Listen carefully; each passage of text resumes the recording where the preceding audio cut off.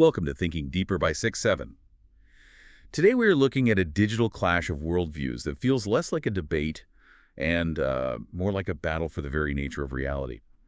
We have a fast-growing Christian channel attempting to answer every single atheist argument in just 10 minutes, a total blitz of apologetics. And on the other side, we have the prominent atheist philosopher Alex O'Connor, catching those rapid-fire arguments and dismantling them point by point. We are talking about a high-stakes tennis match of logic, covering everything from the morality of God and the history of Hitler to the reliability of the Bible and the physics of the universe. It is a massive conversation about God, atheism, and, well, how we decide what is true. It is a fascinating dynamic to watch. You have one side, Redeem Zoomer, let's just call him RZ, who is prioritizing speed and quantity. It's the Gish-Gallop approach, where you throw out so many arguments so quickly that your opponent can't possibly answer them all. Right, you just overwhelm them. Yeah, exactly. And then you have O'Connor, who basically hits the pause button. He just refuses to play the speed game. He slows it all down to expose the logical structures underneath. And that contrast is what we are digging into today. The source material is Alex O'Connor's reaction video to RZ's Atheism Destroyed in 10 Minutes video. And right off the bat, the vibe is just so intense. RZ is frantic, the editing is super fast, and he's throwing out these jabs like religion doesn't cause wars or the Bible is historically verified. And O'Connor's just sitting there, calm, collected, basically saying, okay, let's actually unpack that claim and see if it holds water. Which is exactly what we need to do, because these aren't just, internet comments. These are the fundamental questions of existence. Does God exist? Is the Bible true? Why is there suffering? Yeah. And what really stood out to me in reviewing this whole exchange is how the arguments shift depending on convenience. What do you mean by convenience? I mean, logical consistency. You will see RZ apply, strict scientific logic in one area, like when he discusses the fine-tuning of the universe, and then completely abandon scientific logic when he discusses the supernatural. Or he'll appeal to historical context for the Bible, but then ignore it for other things. O'Connor's role here is in large part just pointing out those shifts. Well, let's get right into the thick of it then. Section 1 is all about the moral landscape. RZ starts with a very popular defense regarding religion and violence. We've all heard the line that religion causes all wars. RZ wants to debunk that immediately. Right. He drops a statistic that claims only 7% of all human wars were caused by religion. He adds a little caveat. If you remove Islamic wars from that list, the number drops to something like 3%. Right. This is a very common apologetic talking point. The data usually comes from the Encyclopedia of Wars. And, on the surface, it seems like a slam dunk defense. If religion only causes 7% of wars, then atheists are just making a mountain out of a molehill, right? That's the implication. He's essentially saying, look, humans fight over land, resources, and power. Religion is just a blip on the radar. But O'Connor steps in here to clarify the actual atheist argument. He points out that this is a bit of a straw man. Most serious critics of religion don't claim that religion causes all wars. I mean, no one is saying World War I was fought over transubstantiation. Right. The argument is that religion causes some wars, and perhaps more importantly, that it exacerbates conflicts that might have started for other reasons. So it's not about being the sole cause, but about being an accelerant. Exactly. I mean, think of it this way. If you have a dispute over land, a purely territorial conflict, and you inject religious dogma into it, does that make the conflict easier or harder to resolve? Harder, much harder. Of course. If both sides believe that the creator of the universe has divinely mandated that they own that land, compromise becomes basically impossible. You can't negotiate away a command from God. That makes sense. It turns a political dispute into a cosmic battle between good and evil. But O'Connor also challenges the relevance of the percentage itself, doesn't he? He does. He argues that even if the number is low, even if it is 7%, that's still a massive amount of suffering. I mean, if a belief system convinces even a small fraction of the population to kill others over doctrinal differences, that is a moral liability. Sure. It's like saying, well, drunk driving only causes a small percentage of all car accidents, so it's not really a problem. The point is that it is a preventable cause of violence. Now, RZ doesn't stop there. He tries to flip the script entirely by bringing up one of the most contentious figures in history. Yeah. He plays the Hitler card. Oh, of course. He claims that Hitler was an atheist. The logic being, see, the worst crimes in history were committed by an atheist regime, not a religious one. The inevitable reductio ad Hitlerum. This is a staple of online debate. And it's a very convenient argument for apologists because, Hitler is the ultimate evil. If you can tag him as an atheist, you effectively tarnish the entire worldview. But is it true? Was Hitler an atheist? Historians generally agree it's not that simple. O'Connor breaks this down by looking at the public record versus the private speculation. RZ claims Hitler was secretly an atheist who hated Christianity. And, to be fair, there is some evidence from his private table talk conversations that suggests he despised the church. Because so it's not completely baseless. No, but O'Connor argues that what matters is how he sold his ideology to the masses. Right, because O'Connor brings up Mein Kampf. He does. In Mein Kampf, Hitler explicitly writes, "I am acting in accordance with the will of the Almighty Creator. By defending myself against the Jew, I am fighting for the work of the Lord." Wow. That's not subtle. That is explicit religious language. It is, and O'Connor brings up a visual detail that I think is really powerful here. The belt buckles of the Nazi soldiers, do you remember what was inscribed on them? Got mittens, right? Yes. God with us. Now, playing devil's advocate for RZ here, you could argue that this was just propaganda. You could argue Hitler was a cynical manipulator who just used religious language to trick the German people. That seems like a plausible counter-argument. I mean, politicians lie about their faith all the time to get votes. Absolutely. But O'Connor's point is, why did he have to use that lie? That's the key.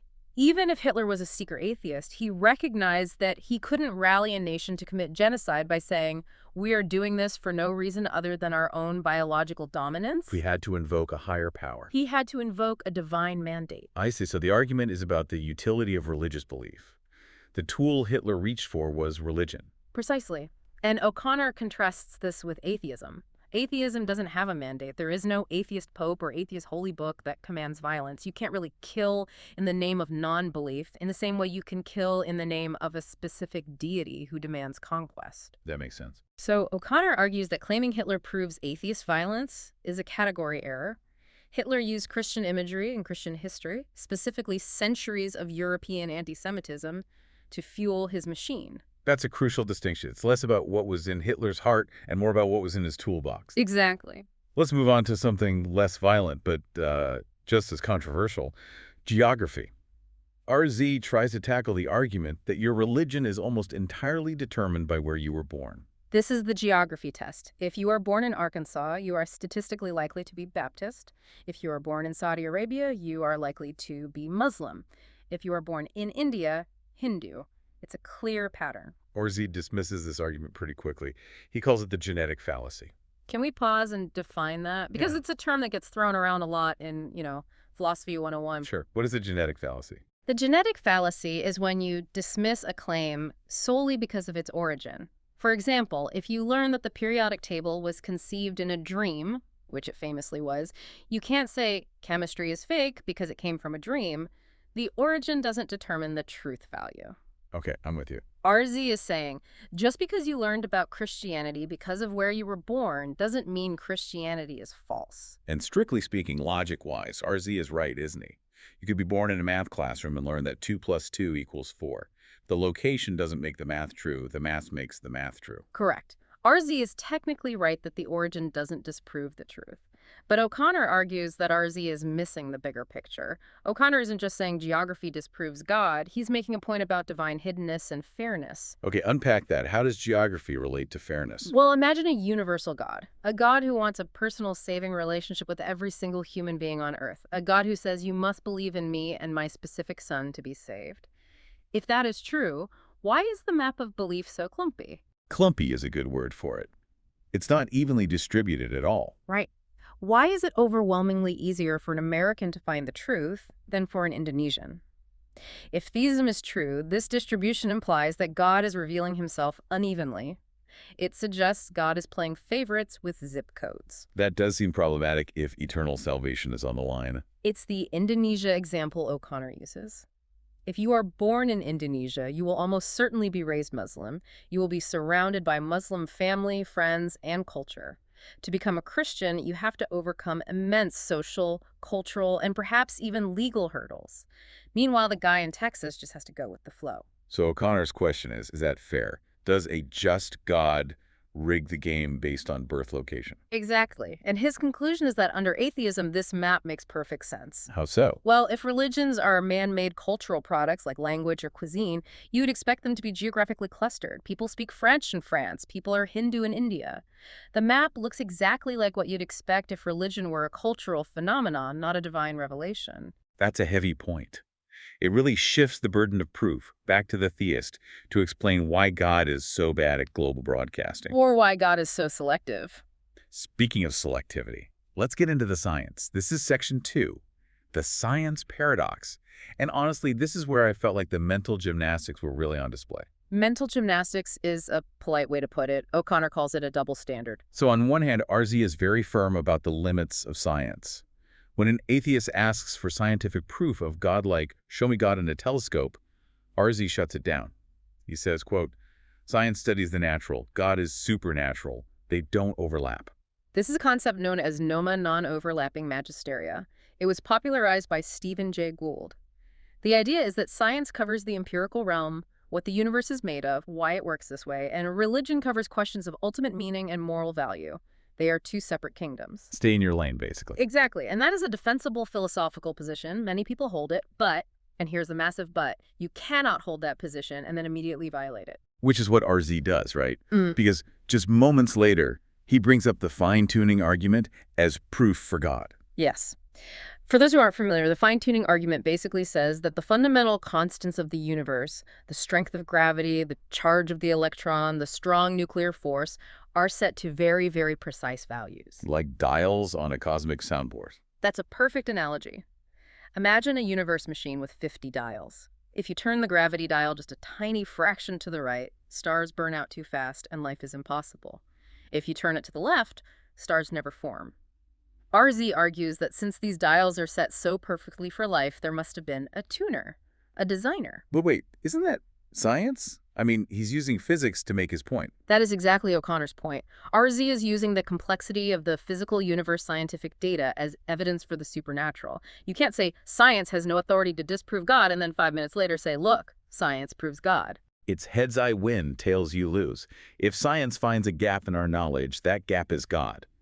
If science finds a contradiction to a religious claim, it's just non-overlapping magisteria. Precisely. And O'Connor pushes this further. He says if the complexity of the cell or the constants of physics are allowed as evidence for God, then the simplicity of other things or the design flaws in biology. Like the fact that we can choke on our own food. Right. The fact that we breathe and eat through the same tube, that has to be admissible as evidence against God. You have to pick a lane. You can't just use science when it's convenient for you. RZ seems to want the prestige of science without the scrutiny. And that leads us to the wildest part of this video. I honestly had to rewind this part because I thought I misheard him. RZ starts talking about demonic possession. Yes. This is a sharp left turn from constants of the universe, a very sharp turn. RZ claims there is, and I'm quoting him, medical documentation of demonic possession. He cites a book by a psychiatrist named Richard Gallagher called Demonic Foes, and he focuses on a specific case of a woman he calls Julia. The Julia case is infamous in these circles. It's a go-to example. The claims are straight out of a horror movie. Speaking unknown languages like Latin, knowing secrets about people she's never met, and this is the big one, levitation. Levitate. Hovering 6 inches off the ground for 30 minutes straight. Now just stop and think about that claim for a second. A human being suspended in midair for half an hour, that defies everything we know about physics. It's an extraordinary claim. And RZ calls this medically documented. But O'Connor actually bought the book to check the source. What did he find? Well, he found what you usually find in these cases. He found anecdotes.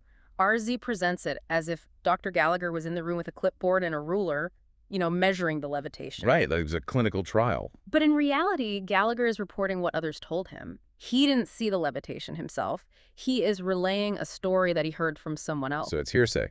It is hearsay wrapped in the authority of a medical degree.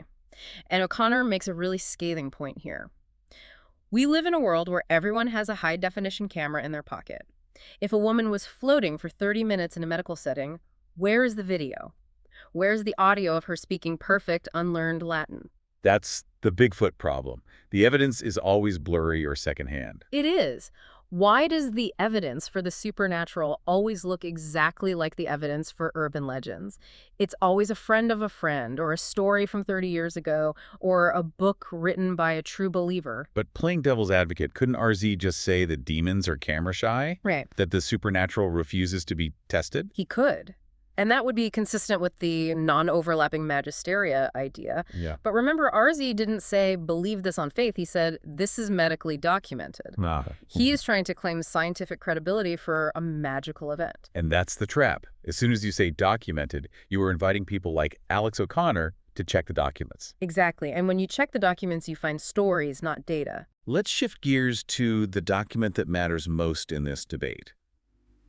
The Bible. Section 3 is about biblical reliability. RZ makes a very bold claim here. He says that every single contradiction atheists point out in the Bible has been solved by theologians. That is a very, very confident statement. I mean, solved implies there is a definitive answer that everyone agrees on. But O'Connor disagrees. Violently. Yeah. He argues that these solutions are often just forced harmonizations. Define harmonization for us. What does that mean in this context? Harmonization is what you do when you have two accounts that don't match, and you try to invent a scenario where both can be true at the same time, even if it's a bit of a stretch. Okay, let's look at the examples he uses. The genealogies of Jesus are a classic one. Matthew and Luke both give family trees for Jesus. No. But they are different. Matthew says Joseph's father was Jacob. Luke says Joseph's father was Heli. Right. So if you read them simply, they contradict. You have two different dads for Joseph. So how does RZ solve this? He uses the standard apologetic explanations. He suggests that, well, maybe one genealogy is actually Mary's lineage, even though the text explicitly says Joseph. Or maybe Joseph was adopted, so he had a biological father and a legal father. Are those explanations impossible? Not strictly impossible, but O'Connor calls them theologically motivated. You wouldn't read the text that way unless you had to, unless you were already starting from the conclusion that the Bible cannot be wrong. Right. If you saw that discrepancy in two biographies of Alexander the Great, you'd just say, one of these historians made a mistake.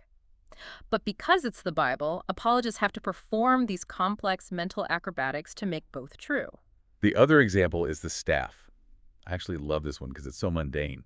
In the Gospel of Mark, Jesus sends out the disciples and tells them to take nothing for the journey except a staff. Save a staff only. I remember that line. Right. But in Luke, Jesus tells them, take nothing for your journey, no staff, no bag, no bread.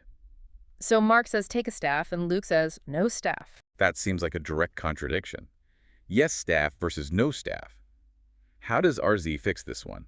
He suggests that maybe one was a walking staff and the other was a defense staff. Or, my personal favorite, that take meant acquire. So he meant don't buy a new staff, just use the one you already have. It feels like reading the fine print in a legal contract. It's so convoluted. It is, and O'Connor's rebuttal is very grounded. He asks, why is it so hard to just admit that maybe, just maybe, one of the authors misremembered a detail? Because if you admit one error, the whole inerrant word of God thing crumbles. Exactly. It's a house of cards. If the Bible is just a history book, errors are expected. No historian gets everything right. But if it's the perfect dictated word of the Creator, a single error is fatal. That's why apologists fight so hard over a wooden stick. O'Connor actually runs a little experiment in his video to demonstrate how fragile human memory is. He asks the viewer to repeat his last sentence word for word. I love this part. Did you try to do it? I did. Let's try it now. I'm going to read a sentence and you try to repeat it back to me exactly. Ready? I am ready. Let's see. The intricacies of the theological arguments presented by the apologist fail to account for the nuanced discrepancies found within the manuscript tradition.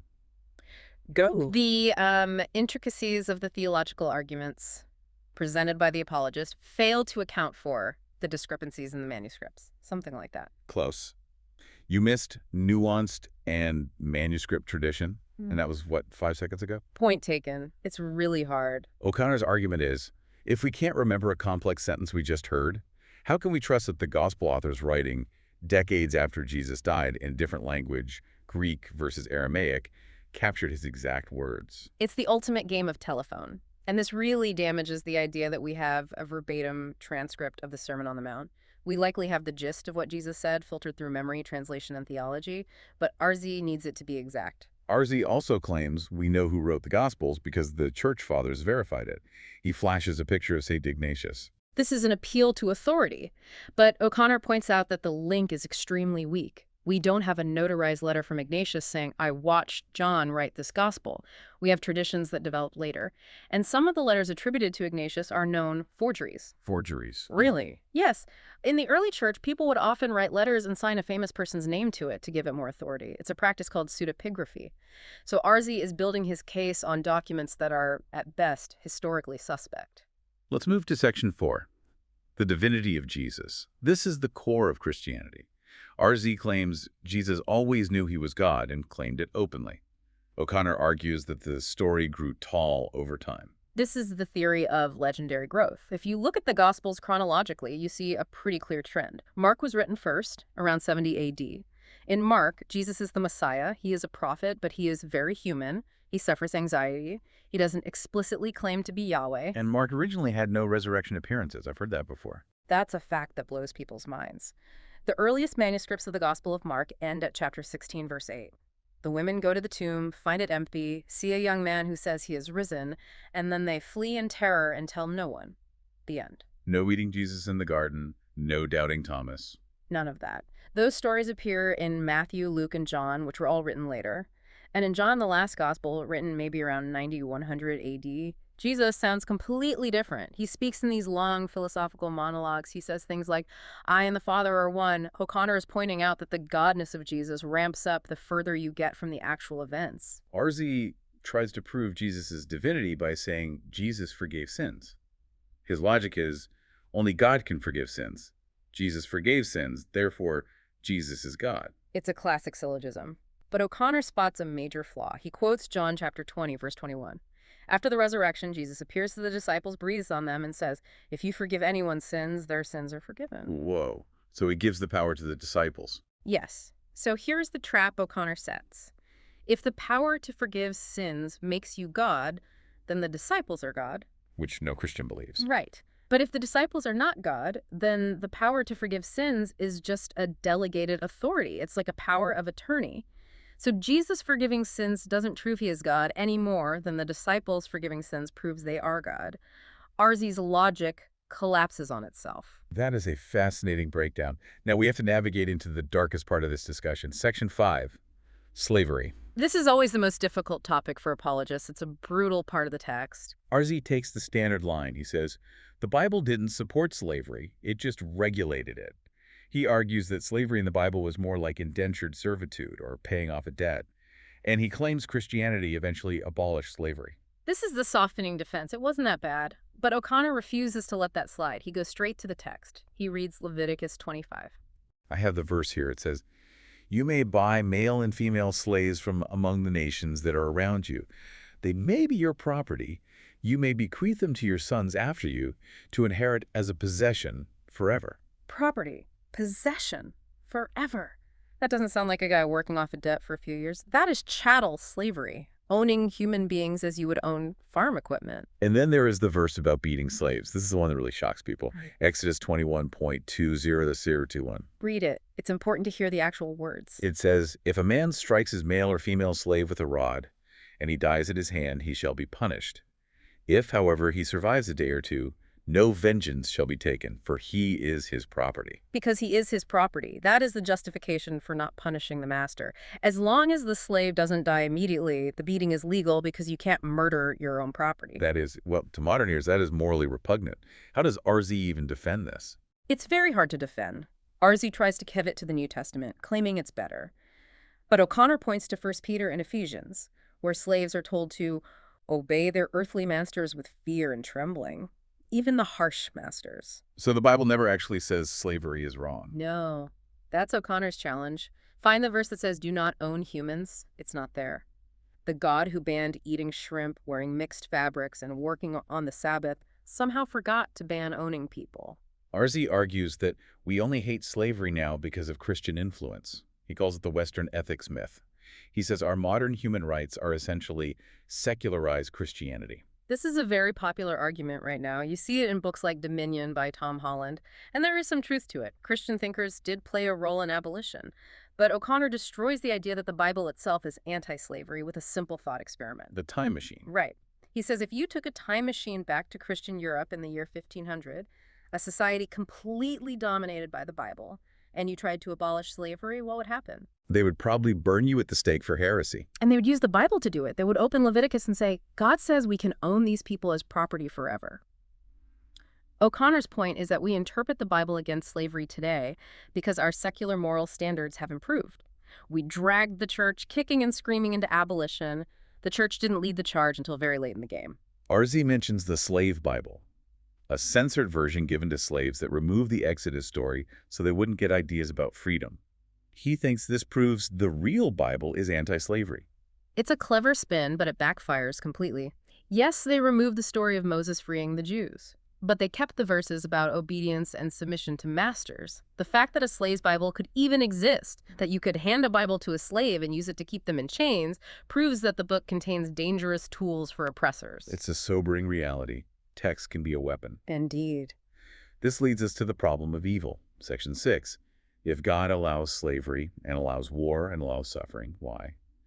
RZ's answer is shockingly blunt. He says, we deserve it. This is the we are sinners theodicy. The idea is that because of the fall, Adam and Eve, humanity is corrupt. We have rebelled against God. Therefore, God has the right to judge us. We essentially deserve death. So any day we don't die is an act of mercy. O'Connor pushes back on the emotional toll of this. He talks about pediatric cancer. Imagine telling a mother at a funeral, your 4-year-old died of leukemia, but don't worry, she deserved it because she was a sinner. It's monstrous when you apply it to real life. It works as an abstract equation in a theology dorm room. Sin equals death. But in a hospital room, it's just cruel. And logically, O'Connor brings up animals. This is a huge problem for the sin argument. It is. Animals don't sin. A deer doesn't rebel against God. A rabbit doesn't have original sin. Yet for millions of years before humans even existed, animals were suffering, being eaten alive, starving to death, dying of bone cancer. Why? If suffering is a punishment for sin, why do the innocent suffer? RZ actually has an answer for this. He says animals will be compensated in the afterlife. Which is a fascinating concession. Think about the logic there. If animals need to be compensated in heaven, that implies that their suffering on earth was unfair. It was a debt God owed them. Right. You don't compensate someone if you punish them justly. You compensate them if you wrong them. Exactly. So O'Connor asks, if God can compensate animals for undeserved suffering, why doesn't he treat children with the same fairness? Why does the child have to suffer now, supposedly justly, only to be saved later? If God can fix it in the end, why break it in the beginning? RZ tries to use the greater good argument. He says that triumphing over evil is a greater good than no evil existing at all. It's better to be a hero than to live in a world where heroes aren't needed. O'Connor calls this the cancer research fallacy. Explain that. It's like saying, aren't you glad cancer exists? Because without cancer, we wouldn't have the triumph of chemotherapy. We wouldn't have the heroism of doctors. That sounds insane. No one would ever say that. It is. We would all prefer a world without cancer and without chemotherapy. We don't need the glory of the cure if we don't have the horror of the disease. A God who invents a disease just so he can look good curing it is not a loving father. Well, that's Munchausen syndrome by proxy. Wow. Put that way, it really highlights the absurdity. It does. It shows how far apologists have to stretch to defend the reality of suffering. We are entering the final stretch here. Section 7 is the rapid-fire philosophical round. These are the more abstract logic puzzles. The God of the gaps comes up. RZ says God explains the why, and science explains the how. We touched on this a bit with Noma. Yes. And O'Connor agrees that this is the only viable path for a modern theist, but he reminds us that historically, religion hasn't been so polite. Religion has fought science. Galileo wasn't put under house arrest because the church respected his how. He was punished because his how contradicted their why. Then there's the paradox of omnipotence. Can God make a rock so heavy he can't lift it? O'Connor actually dismisses this one, which I think shows his fairness. He agrees with RZ that logical contradictions aren't things. A square circle isn't a task God fails at, it's just nonsense words. God can do anything that is logically possible. But O'Connor pivots to a different paradox. Omniscience. The infinite regress. This is a bit of a brain welter. Try to explain it like I'm 5 for us. Okay. If God knows everything, he knows every true fact. So the sky is blue is a fact God knows. But God knows that the sky is blue is also a fact. So God must know that fact too. Okay. I'm following so far. But then God knows that the sky is blue is another fact. And God knows that God knows that God knows. You see where this is going? It's like standing between two mirrors. The reflection goes on forever. Exactly. It creates an infinite amount of data that God has to hold in his mind simultaneously. It implies an infinite regress of self-knowledge. It's a computational nightmare that suggests the very concept of omniscience might be logically incoherent. That is deep. Let's talk about wishful thinking.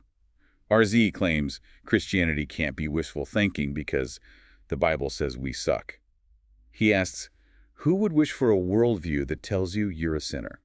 This is where O'Connor pulls out the big guns. Friedrich Nietzsche. The guy who said God is dead. The very same. Nietzsche had a concept called slave morality. He argued that Christianity didn't emerge from the powerful, it emerged from the powerless, the slaves, the poor, the oppressed in the Roman Empire. So how is it wishful thinking? Well, if you are a slave, you can't get money, power, or revenge. You are weak. So as a coping mechanism, you invent a worldview where being weak is actually good, where poverty is a virtue, where the powerful are evil and will be punished by a cosmic judge. Ah, so the last shall be first. Exactly. It's the ultimate revenge fantasy. I may be a slave now, but I'll be a king in heaven and my master will burn. Nietzsche argues that this is a very powerful form of wishful thinking. It turns our suffering into a badge of honor. That makes total sense. It's not wishing for a happy life now. It's wishing for justice later. Finally, faith versus trust. RZ uses an analogy that I think many believers use. He says, faith is like trusting your wife not to poison you. You don't scientifically test every meal she cooks. You just trust her. And O'Connor shuts this down perfectly. He points out that trust in your wife is based on evidence. Right. You know her. You have a history with her. You have years of data. You know her character. You know the laws against murder. You know she eats the same food. You have thousands of data points that lead to the probabilistic conclusion she won't poison me. But faith is different. Faith is often asserted in the absence of evidence, or even in spite of contradictory evidence. O'Connor jokes that if you told your wife, honey, I have absolutely zero evidence that you love me. In fact, you act like you hate me, but I have faith. That's not a healthy marriage. That's a delusion. We base our trust in people on their track records. But with God, we are asked to trust despite a track record that includes pediatric cancer, wars, and, well, silence. Silence. That brings us to the end. In the outro, RZ makes one last attempt to prove Jesus existed using history. He cites Josephus. Flavius Josephus, the Jewish historian from the 1st century. RZ claims Josephus mentions Jesus and calls him the Messiah. This is supposed to be the smoking gun that proves the Gospels are true. But O'Connor calls foul. He does. Because that specific passage in Josephus, known as the Testimonium Flavianum, is widely considered by scholars, even many Christian scholars, to be a forgery, or at least heavily doctored. Why? Because Josephus was a Jew. If a Jewish historian wrote, Jesus was the Messiah and he rose from the dead, he wouldn't be a Jew anymore. He would be a Christian. That's a great point. It'd be like reading a vegan cookbook that suddenly has a paragraph praising the deliciousness of a medium rare steak. Exactly. You look at that and say, wait a minute, the vegan didn't write this. A meat eater snuck this in later. That's what most scholars think happened with Josephus. Christian scribes likely added those lines centuries later to beef up the evidence. Which leaves us with O'Connor's final provocative thought. We've been debating for an hour now. We've looked at belt buckles, floating women, genealogies, and ancient historians. And what do we have at the end of it all? Ambiguity. That's the question O'Connor leaves us with. If there is an all-powerful God who wants to save everyone, why does his evidence look exactly like the evidence for Bigfoot? Why does he rely on disputed texts, forgeries, hearsay, and ambiguity? If the stakes are eternal hellfire, shouldn't the evidence be clearer? You would think so. It really forces you to ask, is the answer to everything that RZ is offering really an answer? Or is it just a way to stop asking questions? I think for deep thinkers, the questions are always more valuable than the easy answers. We have to be willing to sit with the messiness. Well, we certainly waded through the mess today. This was a heavy one, but I think a necessary one. Thanks for listening to Thinking Deeper by 6-7. Keep questioning. And keep thinking.